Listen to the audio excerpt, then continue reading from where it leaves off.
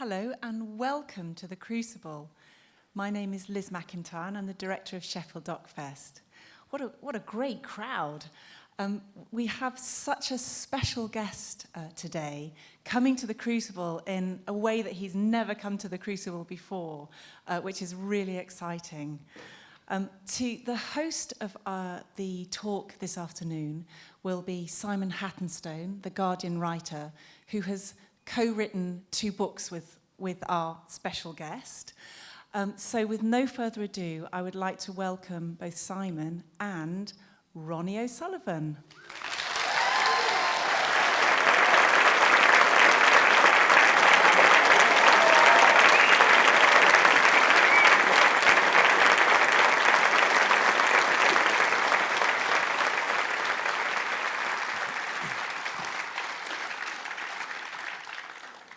Hi, everybody.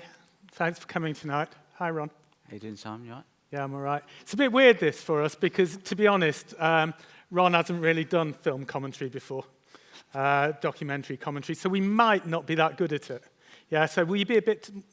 Oh, we'll cope, won't we? It might be a good day, you know. Yeah, we might be. If we're okay, give him a job. And if not, bear with us. You know, he could always get his snooker cue out. So, Ronnie, what's it like being here to talk rather than to play snooker? It's strange, really, because obviously this is where I said it before, and I come here. It's like my second home, really. I spent a lot of time in Sheffield. I love Sheffield as a city and a place. Got lots of friends here, and obviously this is where the World Championships is held. And I remember when I was 14 years of age, I was just sitting up there when Steve Davis was playing John Parrott, when he beat him in the final 18-3. And I always dreamt that one day I would get to play here. And obviously managed to win it 5 times here. And the best moment of my snooker career was here in 2012, when I wasn't really meant to win another tournament, really. I think I'd gone 2.5 years without a victory. And I kind of found some form, and I probably played the best snooker I'd ever played as a professional. And I remember my little boy was sitting up there. He was only probably 6 at the time. And I felt very, very emotional when I knew I was over the line, because it was, it was just that connection with my little boy. Because I had a bit of a rough time. I split up with my missus 2 or 3 years before that, and I wasn't seeing much of my kids because it got a bit messy. And to share that moment with him was by far the greatest moment of my career. So, and to be here today, not playing snooker, but kind of speaking at this great festival, it's different, but just being back at the Crucible is a special, special place. So when you're playing normally, because we can't actually see any of you here, it's quite spooky. But when you're playing, can you normally see the crowd, or are you playing? I know them all. When I come out, I know this one, that one, that one, and I just say, give me a little hello.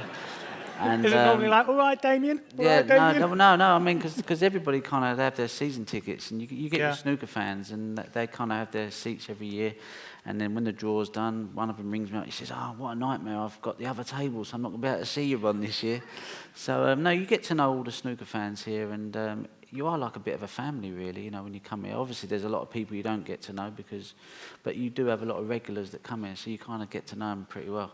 So should we check out? We're going to go into the films in a minute. Should we just check out, though, what kind... Have we got, is it a film crowd here? Or have we got a lot of snooker fans in the house? Yay! Thank Christ for that. Right. Have we got any film producers in the house? Yay! Right, film producers, we're up for offers later. Yeah? But otherwise, it's snooker. We're going to start. The first clip we want to show is from the brilliant film Senna.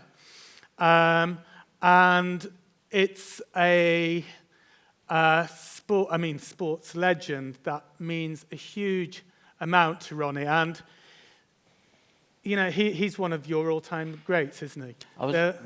The bit that we're going to show, but Ronnie will tell you why he loves them so much. The bit that we're going to show is the first time he's introduced with Alan Prost, who is his great rival. And whereas Senna is pure talent, skill, and magic, Prost is kind of known as the professor, isn't he? And it's a really nasty rivalry. What does Ayrton mean to you? Ayrton Senna, obviously I was a massive fan of Formula One, loved cars, loved speed, and Formula One is obviously the pinnacle of any racing driving that you watch. And it wasn't until I actually watched this documentary that he become like a hero to me, really, because of the in-depthness that it went into, and it was more about the person really than the driving, but it was the driving and the sport which kind of I related to a lot, you know, but actually the person, as him and Harry kind of dealt with, you know, which was difficult really, because you had Prost, who was very politically astute, and Senna wasn't. And Senna basically was just kind of, I'm here to race, and that's all that matters. And what do you mean by him being politically astute? Is that a polite way of saying he was a bit of a whatever? Well, he could have been a politician. Yeah. He could have, you know, because he said the right things, he done the right, you know, but deep down there was a kind of, he wanted to win, but he wanted to win in a different way, and he had the establishment behind him. Ayrton Senna didn't, and kind of Ayrton kind of took him on, really, if you like, and it's a saying is, you live by the sword, you die by the sword, and I just think Ayrton was just kind of so driven that, you know, he had to be that driven to overcome everyone that was basically against him. Would it be right to say that you kind of identify a bit more with Ayrton than Alain Prost? Absolutely, absolutely. Listen, Prost was a fantastic driver, and he comes across fantastic in the documentary, but, you know, it's like, you have to, you know, you can't be a fan of both. It's like Messi and Rooney, you're either one or the other, and for me, I'm a Senna, although I like Prost, and at the end of it, Prost went to Senna's funeral and had nothing but great things to say about Senna, because there was a massive respect there. Mm-hmm. But if you're a true sporting fan and you love to see the man that just does the sport because he loves it, and it means everything. You know, if you kind of cut Senna open, Formula One would be in his blood and in his veins, and it's just that kind of, I don't know, that I just can't, words can't put it into. I just recommend everybody should go and see it, because I had a tear in my eye when I watched it, and I was choked up, because you just feel for the man. You just want to cuddle him and be his mate. Let's see the first clip. I think one of the things that struck me about that is there are very few great sportsmen who don't have great rivals, and part of the greatness is almost made by having that rival. Do you think that's true? Yeah. Yeah, I mean, listen, you get certain sportsmen that come along, they just blow everybody away, like Tiger Woods. He was playing a different game to everybody else, and that was exciting. Steve Davis in the 80s, he was just so much better than everybody else. It became like who was playing for second place. But here, you generally could just see that Ayrton was, I think Alain Prost was the man. If he had a say in whether Ayrton Senna joined that team, he would have said no, because I don't want to be racing that guy, because he knew that guy was here to win and here to show who was boss. And so, you know, and they're both winners and they're both competitors, but, you know, as you'll see as the documentary goes on, you know, I think Ayrton got to him. He just couldn't cope with the intensity that Ayrton brought to the racing track. Who's been your greatest rival?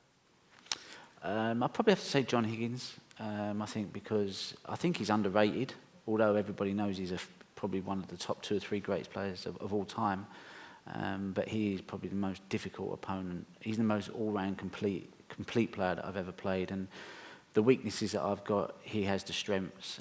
But what I kind of bring to the table is that little bit of intensity, that little bit of, I can put him under pressure, and that can sometimes throw his game plan out the window. So it's a bit like, we're very different players, but we both can bring the best out of each other. I think we both put fear in each other. Have you ever kind of had a rivalry of that kind of intensity? Yeah. Where it's been, who's been that rival? John Higgins. I mean, we grew up as juniors together. What, like hatred in the eyes? Well, it's a different type of. No, it's not hatred. It's just that we grew up through the juniors together. We come through the professional ranks together. We both knew. I knew that he was something special. I don't know what he thought about me, but you know, we've had our battles over the years. And you kind of avoid each other in the corridors. It's one of them sort of rivalries that me and John Higgins had. We always knew we was going to meet, but you never relished meeting each other because you thought either I was going to do the business or he, it was never, John Higgins was never scared of me, and I was kind of never really scared of him. You just kind of thought, as long as you bring your A game to each other, then you knew that your opponent was going to think, well, I have to kind of, sometimes there's nothing you can do, you just accept that it wasn't going to be your day, or it was going to be your day, So he was probably my greatest rival, really. There's a bit in the Senna film that I couldn't watch without thinking of you when he talks about, and he's driving, and he says there's one moment he reaches where he finally realizes he's not conscious. He's just driving, unaware of what he's doing.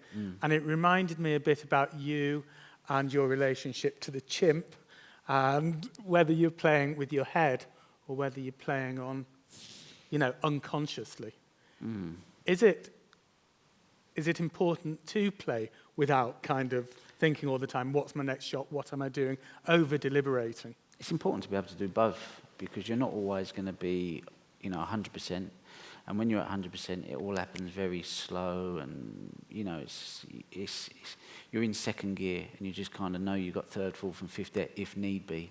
But sometimes, you're not always in that rhythm where it's, it's like a tap where you can just turn it on. Sometimes you have to be patient. Sometimes you have to think your way, mentally you have to kind of get yourself in the right place and be patient and allow your game to come. And that's why the World Championships, the Crucible, is the greatest event, because it gives you time to come through them little patches, and then once you come through them, 9 times out of 10 you're a much stronger player for it later on in the tournament. So, I always believe that you kind of have to be able to fix something to fix something if it's broken. And sometimes when you're out there, you're not feeling 100%. You have to know how to retune yourself and get yourself back in to, a competitive winning mentality. Do you think snooker's a masochistic sport? What does that mean? Does it inflict lots of pain on you? Oh, massively, yeah. I mean, it's more mentally more than anything. Yeah, You're not it does hit. you, doesn't it? It's not like Mike Tyson bashing you up. It's not a physical thing, but it's much more of a mental thing. And sometimes, especially here at the Crucible, it can feel like the greatest place, but it can feel like the loneliest place. And sometimes you just think, I want to get out of here, because you're getting demoralised, and mentally that can have a scar on you, But you just have to grow big shoulders and get on with it and come back stronger, and just kind of, I always think you judge a person over his career, not over a performance or a year. So I've been going 25 years now, so I kind of my safety net out of it, if you like, is to go, what, this year wasn't meant to be, but as long as I come back stronger next year and better, it's kind of taking the positives out of it sometimes. And do you think you are more philosophical these days? Are you kind of more relaxed in yourself, more accepting? Yeah. You can be honest. Yeah, no, I am. But I feel like I'm a better... And the only reason why that is because I feel like I'm playing a much higher level and more consistent. So I feel more settled in myself. So I don't get down on myself if I get a bad result, because I know just around the corner it's going to turn around. And then once the motor gets running again, then you start to steamroller through opponents. And then before you know it, you're winning tournaments back to back, and then all of a sudden you can turn like what could be a bad season in most people's eyes. All of a sudden you've won 2 tournaments back to back, and then they think you're the best thing since sliced bread. So it's more of a confidence thing, and the game can be fickle as well. 1 minute you can be not having a good run, the next minute you're flying again. So you just have to kind of have faith in your ability, knowing that, and I know that when it comes right, then chances are I'm gonna win. There's a bit in the Senna film which I think is really touching, and I wondered what you thought of that. They ask him, when were you happiest in your sport? And he says, when I was go-karting, when I was 16. Could you in any way relate to that? Yeah, that was the thing that grabbed me, because that was right at the start of the documentary, really? Yeah. And they asked him, what was the best time of your career? And he said, I was racing against this guy. I can't remember his name, but he said he was fast. He said, and it was pure racing. Yeah. He says, and we was like, racing each other the whole time, and that always take me back to my amateur days and my junior days when I was 13, 14, coming through the amateur ranks. It was just kind of, there was no politics involved. It was just pitch up at 10 o'clock in the morning. You'd play 7 matches all through the day. You'd finish at midnight, and I was only 12, 13 at the time, but it was just snooker. And, and that was my greatest memories, and still is really as a player, because it was, like Ayrton said, it was pure snooker. There was no officials there to tell you can't do this. You kind of was left to yourselves to kind of get on with it, and at the end of the day, you get your little check and your trophy, and you just had it's like a bit like this, a festival, you know, festival of snooker. We're going to go to the second clip from Senna. Because like we're a bit rubbish at doing this, because we've not been film critics before, we might have to drop some clips because we'll just be rabbiting on too much. So James, if you can bear with us, who's behind stage doing the clips. But I think if we go to the bit where he's just won his 3rd World Championship and he goes back to Brazil, and it's beautiful. And the reason that we chose that, and we'll see in Ronnie's second choice of documentary, is because it's a man transcending sport, isn't it? It's what makes a man almost bigger than his sport. Yeah, he was sort of adored by everyone in Brazil, you know, and to be as successful as he was, and such a, you know, a humble man. He was a very religious man as well, you know, and I just think, you know, yeah, I mean, you don't see that. It's people like Michael Jackson and maybe Elvis Presley, and, you know, that was like, you know, he was a superstar for his country, you know. What do you think it is that, and can you think of some of the sportsmen or women who've been not just admired and thought of as great, but just loved like that, just adored like that? And what is it that you need? What does it? I think Muhammad Ali had it. I think certain sportsmen have it in different ways. You don't have to be like Muhammad Ali, kind of a great speaker. Ayrton Senna was a much more quiet type of guy. But I think it was with Ayrton, it was his intensity, his will to want to win. His, you know, he would, if it was raining, everybody else would back off, and he was like full steam ahead and lapping everybody, you know. So people kind of. He was a risk taker. He was just, you know, he was a risk taker, exactly. And I think people just, when you want to be entertained, if you want to watch TV and you want to watch sport, you want to watch anything, people want to be entertained. And I believe someone like Senna kind of made, you know, people want to watch Formula One. And yeah, I mean, he's a legend. I mean, I think I can say this, and I'm sure Ronnie wouldn't say it for himself, but one of the reasons that kind of moves me, and with Ali, because I think Ronnie has done for snooker what Senna and Ali did for their own sports, and kind of transcended it. And despite all your appalling behaviour on all fronts, being incredibly loved. Don't know how you do it. I think it's more because of the snooker fans that have kind of supported me all through my career. They like the way I play. They know that I have a love-hate relationship, but I love it more than I hate it. And the only reason why I hate it is because I feel like I under-deliver sometimes, and it's important for me to always feel that when I go to the table and I put a performance, so I want to feel that everybody's gone away and felt like, you know what, I feel better having left here than when I did come here. You know, whenever I go and see a good play or a good film, and I feel good after it, I always think, you know what, that was money well spent. So sometimes a bit hard on myself if I'm not able to give a performance which I feel like the crowd wants. So that's where I've had my struggles, really, and it's kind of a bit of a perfectionism thing, if you like, and that's been difficult to deal with, but I'm a lot better now than I used to be, and sometimes, even if I don't feel like I performed well, I can still believe that there's been something there that has been okay, you know, so I don't know, I think it's just because of the way I play, you know, and Do you ever like kind of, have you ever looked back to any of your interviews, say when you've come off, like, I was going to say off the pitch, it's not a pitch, is it, in snooker? When you've come off the pitch and scored about 7 centuries in a match, and you've gone on the radio and said, well, it was pathetic, wasn't I? It was rubbish. What was all that about? And thought, Ronnie, you're a little bit hard on yourself. Yeah, no, because like I said, it's about perfectionism, and, you know, 100 breaks, you know, that's not the most important thing. It's the way you break build. It's the way you put the shots together, and it's the way you get from A to B. And sometimes, you know, I've got out of position. And, you know, like a typical example was the 147 I had here when I done it in 5 minutes and 20 seconds. If I was to watch that break, It's a record by about an hour, that one. yeah, but when I watched that break, there must have been 6, 7, 8 shots that I wasn't happy with, that I wasn't where I was supposed to be. And the reason why I'd done it so fast was because I was so out of control, I didn't know what I was doing. I just thought, I better get this over and done with quick, because if I stop to think, I'm definitely going to miss. So it was kind of done through panic, really. Whereas now it's done much more with care and precision, and it's kind of like... Have we got a therapist in the house? So remember that in future, when you're watching that 5-minute 147, it was done in panic. It was. Yeah, it was done in panic. It was the Let's worst watch break the I've had. final bit of Senna, because I just think this is one of the most beautiful, moving things. And when you come back to us, we'll be in tears, so apologies in advance. God, that's so haunting, isn't it? Mm. What was the impact of Ayrton Senna's death on you?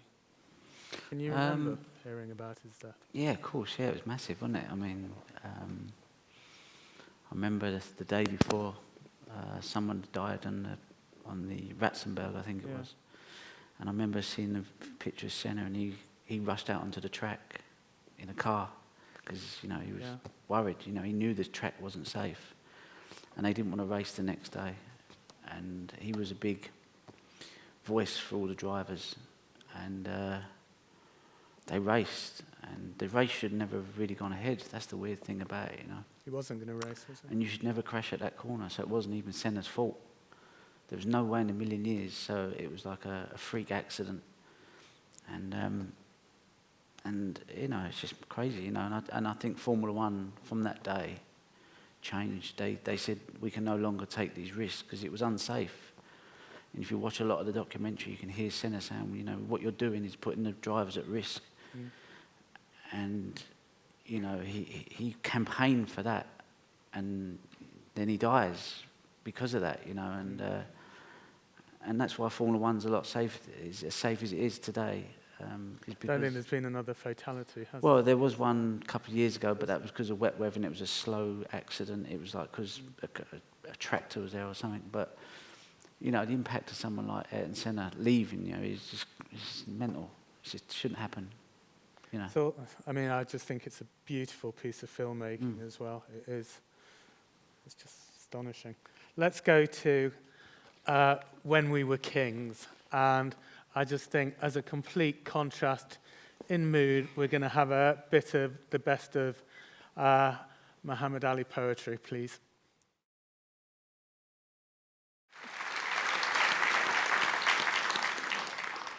How brilliant is that? I mean, as well as poetry, just handcuffing lightning. It's genius. Unbelievable. And I've just been watching so much on TV now about, obviously, Muhammad Ali, and you only wish that footage would have come out years ago.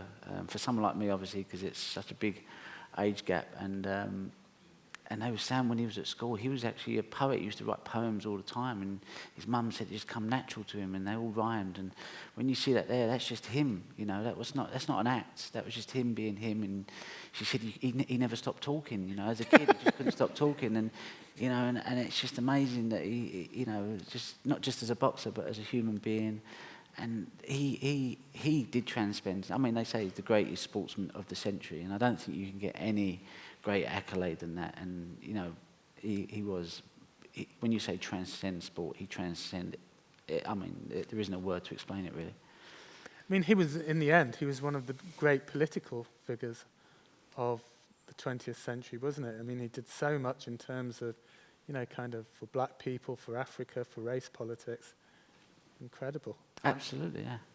I mean, I think that was more important to him than boxing, in the way he found that there was something that touched inside him, and he felt that that was the real purpose why he was maybe put where he was, that he could stand up for what he believed in. And he refused to go and fight in Vietnam. He put his career on hold because of that. Would you have refused Vietnam? For my career, I would probably refuse something that I never believed in, and not have my snooker career. Yeah. Would you have refused Iraq? If there'd been conscription? Yeah, I wouldn't want to go to. I don't believe in war. I'm not a warmonger. I think things can be sorted out. You know, sit around the table. So no, I'm not a lover of war. And also, he said something that people could relate to, didn't he? He said, I'm not going to go against and fight against people I don't know, people who've done nothing against me, and people who don't call me nigger. Yeah. So he was talking about America. Yeah, exactly. I mean, he had it hard, you know. Now, little known fact, Ronnie O'Sullivan, you've done a bit of boxing, haven't you? Just as a keep fit. I'm not a boxer. I'd love to have been a boxer, but these hands are for snooker, they're not for punching. Too delicate. Did you get involved in many fights at school? No, I wasn't a fighter. You're a bit of a softie. I just don't like. I'm not an aggressive person. I run away from aggression really, and. That's why we get on so well. We're both cowards. No, I was just more interested in my snooker. I used to do my fighting on the table. Let's go to When We Were Kings. It's about kind of probably the greatest fight ever, which is in Zaire. Is that the how do you say it? Rumble in the jungle. The rope-a-dope. The rope-a-dope. Yeah. And the scene we're going to see now is it's incredible because Foreman was the favourite, wasn't he? Yeah, Foreman was undefeated. I was really worried I was going to call him George Formby. Yeah? You know, he was literally knocking people off the ground. When he hit Fraser, his feet come off the ground like that. You know, so people were scared of him, and they were saying, "Mohammed, you can't take this fight on. He could kill you." And that's because he hit that hard. Foreman was was a monster. Yeah. And Ali was kind of, they fought beyond his best days, and but Ali found a way. You know, he found a way to get under his skin and to make it work for him. You know? We'll see in this great clip.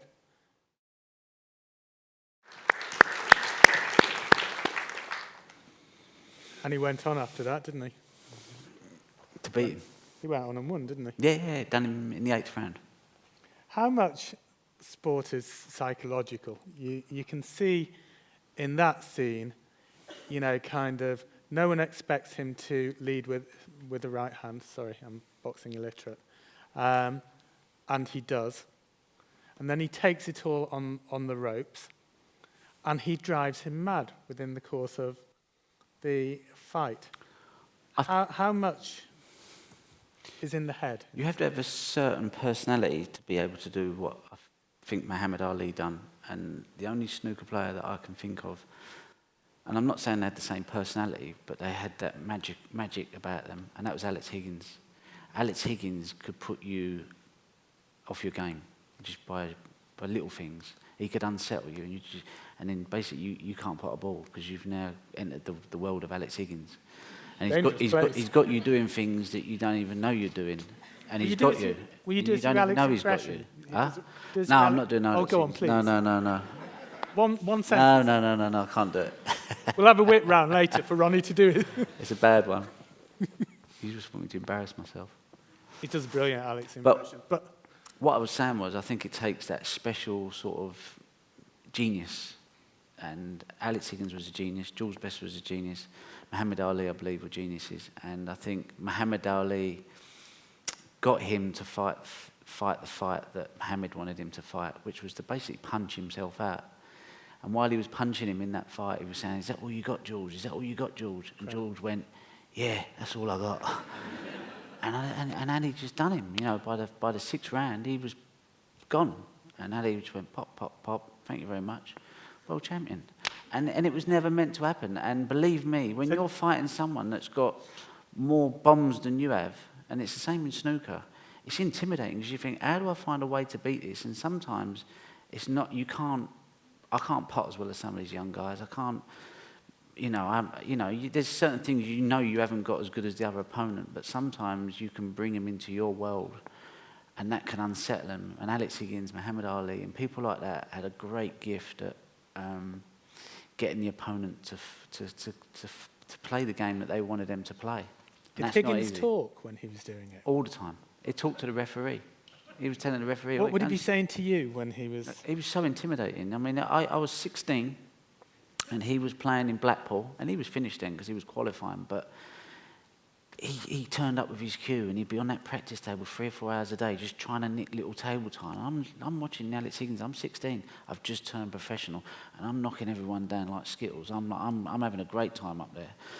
And then Alex arrived, and I was like, "There's Alex Higgins there." And I used to sit there and watch his game, and he'd go, "Go and get me a Guinness." So I was like, "Yeah, okay, Alex." So I'd run up to the bar and got him his Guinness, and then he'd finish that one. He'd go and get me another one. So I'd run out and keep getting him his Guinnesses, and that was an honour for me to be able to kind of be of service to Alex Higgins, because I felt sorry for the man. You know, I'm watching this man turn up having to qualify. And he had such a charisma about him, but he just kind of, he'd lost it basically. And but one thing about Alex Higgins and it was his spirit. And I remember when he was going through his cancer, he come to see us play in Belfast. And I didn't really know Alex that well. And Jimmy was more, they were more friends, but he was in the company. And I put my arm around him for a photo. And all I could just feel was all his bones across his back.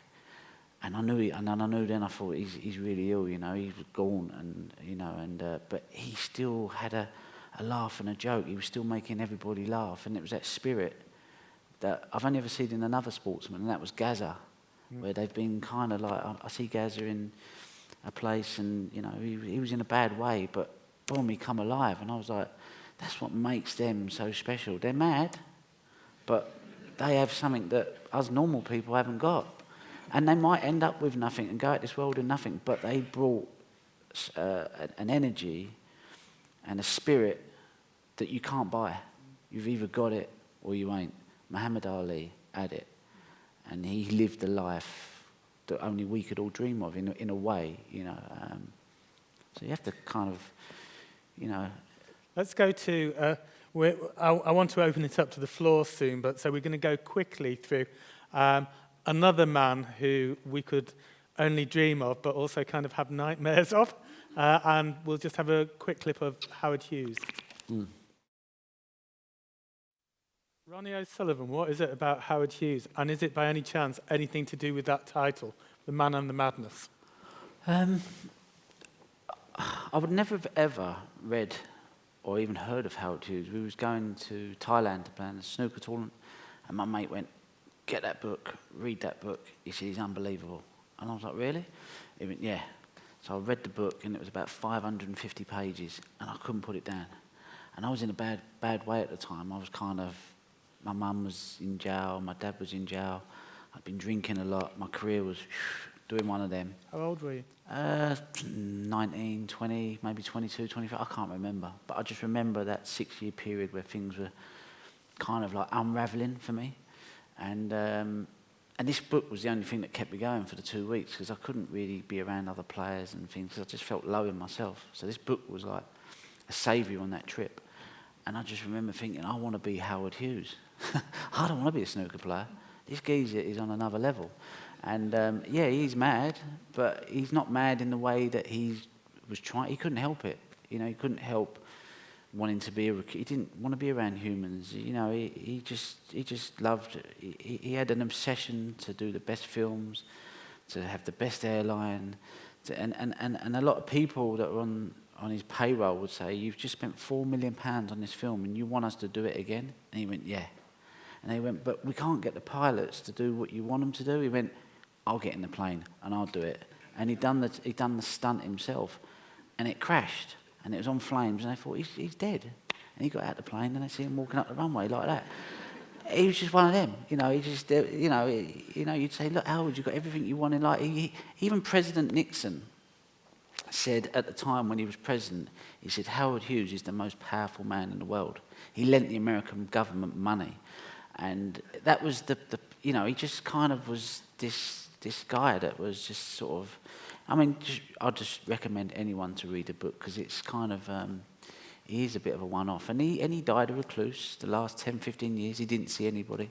He flew in from America to London, and he hired out the whole top floor of the hotel, and he said, no, they had to bring him in through the fire escape at something like 3 o'clock in the morning, because he didn't want anyone to see him. And even all the journalists that knew him over the years, they said, he's dead. They said, yeah, we haven't seen him for years. They said, but he's dead. And they went, well, no, he ain't. He's up there, and he don't want to see no one. And they went, well, prove it. Put him on the radio, because I know his voice. And he went, all right. So he'd done a radio thing, and they got 4 journalists that had known him over the years, and they sat him in a room, and he was up in his room up there, and he started talking, and they went, yeah, it's him, it's Howard Hughes, he's still alive. But he just didn't want to be around people, and I thought it was a fantastic book. Is that something you can relate to? No, listen, I like people now, but I went through a phase where I felt a bit low. It's lucky. I felt a bit low in myself, and I just kind of didn't feel like I had anything to say, because my confidence was low. And I'm sure most people in this room have had times in their life where they've just thought, you know what, I don't feel up for it. And I had quite a few years like that, but I've kind of come out of it. And I think as you get older, you learn to care less. You just think, you know what, I've got one life, I'm running out of time, so I might as well start enjoying it. And now I just kind of, even my job has become a hobby. Don't get me wrong, I still get under a lot of pressure and stress because I want to win and I want to compete and I want to still perform. But I realise now it's not as important as I maybe thought it was. And it's just about relaxing, having fun, and just trying to entertain for me now on the table, not in life, because I'm a bit. I come alive on the table, but then away from the table, I'm probably a little bit quiet and reserved, and that's just me. So I can't change that, but I'm a lot more comfortable with humans. Aww. It's great. Would you still take Howard Hughes' life over yours? When you see, yeah, I mean, no, yeah, for all the loneliness or his doubt or his. Well, I don't know. Listen, I'm in a good place now, so I don't want to kind of. I'm going to put Howard Hughes' life in room 101. You can't have it. Now, listen, I admired the guy. You know, he wasn't a flash kind of person. He was a man. He just felt he had a love for aviation. He had a love for doing things to the highest possible standard, and that's what was important to him. And like I say, to me, it's important to always try and deliver the best you can give, and then you feel like you've done a good job. And I related to that part of it, and I related to the madness that can come with that thinking of trying to do the best can sometimes isolate you from people, you know, because, you know, it's a bit crazy to, you know, like I said, now I've lightened up, you know, I think really it's only a game of snooker, pot a few balls, yeah, great, but it's not really that important, is it? Whereas him, it was everything. It was like everyone was driving him crazy because they obviously didn't get what he was feeling. So he just thought, you know what, leave me alone. We had one last clip, which was making a murderer. I think we've got 10 minutes left. I think we should open it up. Don't you think, Ron? I don't know, ask the people. What do you reckon? Questions? I think a few questions. If there aren't any questions, we'll show you our last clip. But we don't want to deny you any questions. Oh, doesn't it look lovely? There's one there.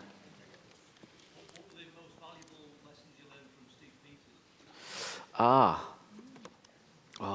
God. The most valuable lesson from Steve Peters. There's been so many. And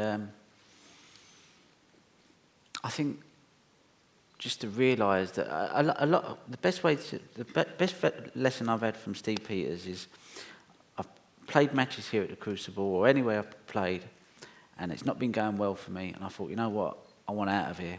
And I've played the wrong shots and kind of lost because I thought it's not my day.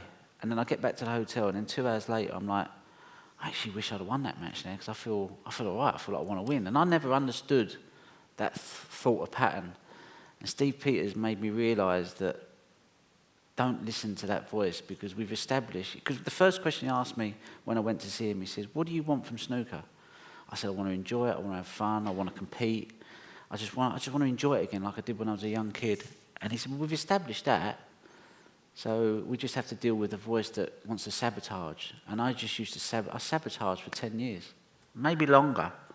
And now I don't. Now I can be having a stinker out there, but I just think, you know what? If I get through this match, tomorrow could be another day.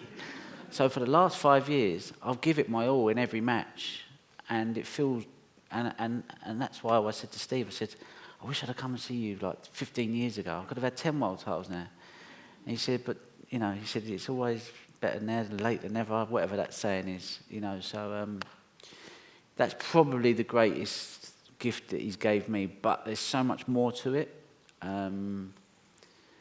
which is more personal stuff, you know. But that's probably, you know, the best answer I can give to what people see. They see me on the telly, they see me playing, they see me have meltdowns, they see me high 1 minute, low the next minute, and that's probably why. And but there's so much more that he's taught me that I ain't got enough time. Should we take the guy with the beard on the second row? Are you still into running? Have you got any races planned? Are you still into your running, and have you got any racing plans? Yeah, I am still into my running. I'll always will be. You know, all God that my limbs and my legs and I don't get injuries. At the moment, I've got Achilles injury, so I haven't run for 8 weeks. I've put on about a stone. So I'm having to watch what I eat, which is a nightmare, because another passion of mine is food. I just love food. And sometimes I just eat just to escape. Can't drink no more and do all that stuff. So a good Kentucky sometimes is... so that's off the list at the moment. But no, I love running. It's one of the best things I've ever done. Meeting Steve Peters was one. Finding running was another. And the Alan Carr Easy Way to Stop Smoking was another one. They're one of the 3 best things that have helped me kind of get through my life, really. But yeah, good luck. It's a long way, half marathon, but yeah, it's good. Should we take the man in the black T-shirt? Thank you.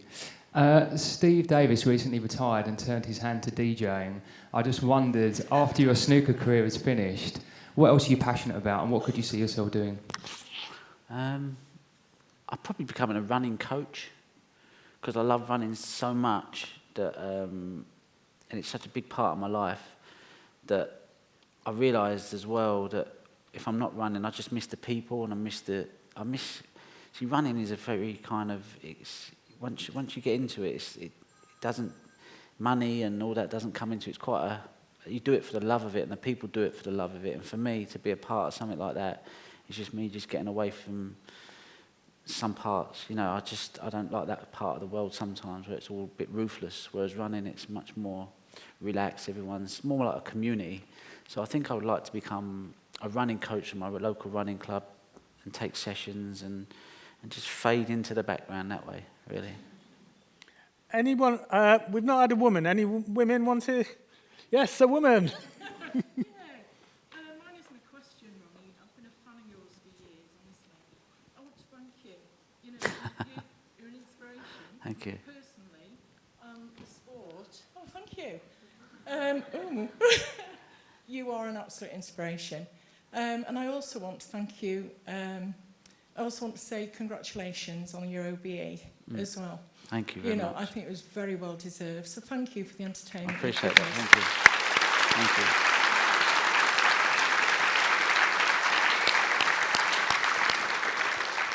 Can we have the woman with the question, with the spectacles and the black hair, somewhere in the middle room? As long. When do you plan to retire, if you ever plan to retire? No, I don't want to retire. I've realised that, like I say, I play snooker now for a hobby, although very competitive, and I'm 40 now, and I'm trying to fast forward how I want the next 20 years to be, and I think realistically I've chosen Steve Davis as my role model, if you like. I think if I can get to 60 and be anywhere near how he's conducted his life, I'd be happy with that. And like you say, he's found his DJing. He still does exhibitions. He does his bit with BBC for the snooker. He has a great life. And if I can kind of follow that template, I think I'd have had a good life too. So, yeah, I think that's probably... And he likes his curry. Can we have that guy with the black shirt in the 4th row? Hi, Ronnie. Hello. Absolute pleasure, and it's a moment I'll never forget speaking to you. Guy stole my thunder with his running question, but I've read your book, and you talk a lot about running, Yeah. and it's been a release for you. I share the similar passion for running, and it was part of my own recovery in terms of helping with the demons. Yeah. But what I found is that when I started running, and the question to you is, do you beat yourself up if you don't beat your own times again? And do you find that if you can't, I don't know, run 5 kilometres in 25 minutes or whatever it is, that affects you in a negative way? I did, until obviously I started working with Steve Peters, and I realised that it was a pattern of behaviour through everything I'd done. I was never going to be satisfied, and now I've had to learn to just enjoy it. And if I break a record and do a fantastic performance, bonus. If not, sometimes it's just about pitching up and giving it your best. And as long as you do your best, you can't do no more than that. And that means preparing right. It doesn't mean just turn up in the day and hoping you run a good time. It's about putting the right training in. It's about eating right. It's about doing everything you can possibly do right to kind of achieve what you want to achieve at the end of it. So I think, like I said, I'm a little bit less harsh on myself. But yeah, I mean, there's that side of you that's competitive and wants to get faster and run better times. But listen, we're not going to be winning no Olympic gold medals, so I won't worry about it. Just enjoy it and have a bit of fun. And just a second, will you get me a Guinness and sign my son's snooker queue? No worries, but Cheers, pal. See you at the back. Can we have the guy with the microphone? Hi, Ronnie. Hello. Could you tell us your best and worst mates on the snooker circuit? Best past, and Good question. Past and present. Worst mates. My best mate. I want the worst mates. Oh yeah, the worst. Oh, mates, not mate. Are we doing mates now, are we? Mates. Jimmy White is probably my best mate. There's been times where I've gone to his room at 12 o'clock at night and gone, Jim, I'm in bits. And he's just sat in his bed for 3 hours, and it's been like having an uncle or a father there. And I've left the room at 2, 3 o'clock in the morning, gone, Jim, I feel better now. And we've had a hug and a kiss. And he's like, it's going to be all right, son. And I'm like, oh, thanks, Jim. And we still have that relationship today. And he's the funniest man one of the funniest men I've ever met. And the most caring man, one of the most caring men. And, you know, again, it's like Jimmy and Alex had that relationship. I feel like me and Jimmy have got that type of relationship where I look up to him. Worst mate. I don't really have a worst mate. What about an enemy? Who do you dislike then? Who do I dislike? Oh, God. Who do I dislike? Who do I dislike? No, I actually quite like Peter. I just don't like the way he plays. Are you asking the way they play or as a person? Oh, God, I'm going to get into trouble. We're ending on a nice positive note here. You're going to get me into trouble. This is the new spiritual karma, Ronnie. Shall I say someone? Yeah. Oh, Murphy.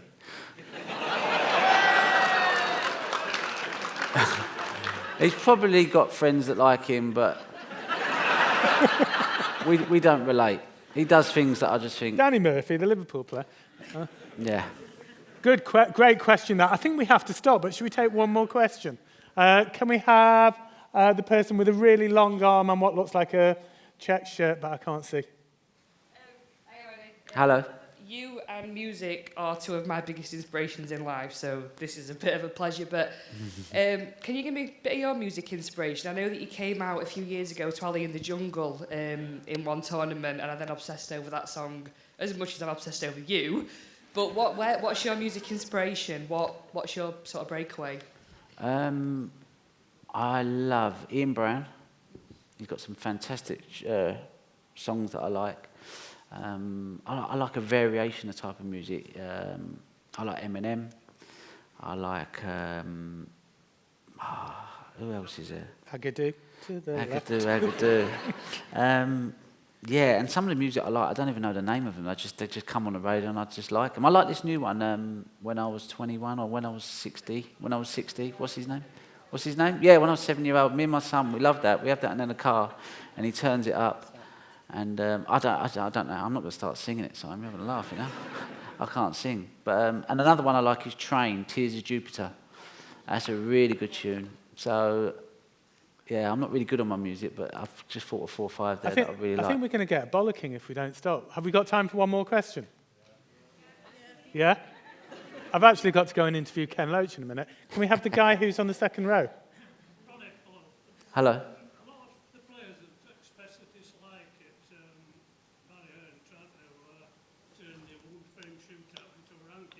Yeah.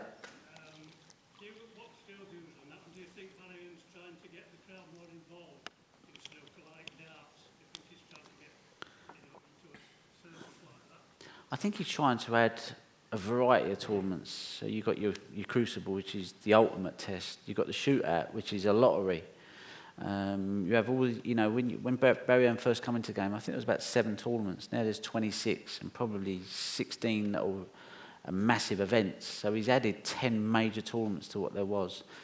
And I think by making the shootout a ranking event, I think some people just got to, you know, just go with it. Don't, you know, it gives an opportunity to someone to break through into the top 16, to win a tournament. It can change their life. And I think Barry is about headlines, is about stories. He doesn't care so much if I win. He obviously wants to see me playing there. He wants to see the top players there that all the fans want to see. But he's also about creating stories. And I think by what he's done in the shootout and what he's done in snooker, he has shook it up. And I think the players are struggling to get their head around it because maybe they might be a bit too much of a purist. And I think when you're coming into this modern world now, you have the X Factor, you have Britain's Got Talent. People just want to just put it all out there and see what happens. And I just think that it's exciting. And I think Barry Earn's done brilliant for the game. So I'm a supporter of Barry rather than kind of knocking for this but cheering for that. You know, we're never going to get everything right, but if you just support him all the way and just go, all right, well, I might not agree with that, but on the whole, you know, you can't get everything right. So I think he's been fantastic for snooker. Hey, thanks. I'm really sorry, but we have to start. We could go on for ages. I've got to go and do something. Thank you so much for coming, everyone. Thanks, Ronnie. You've been brilliant.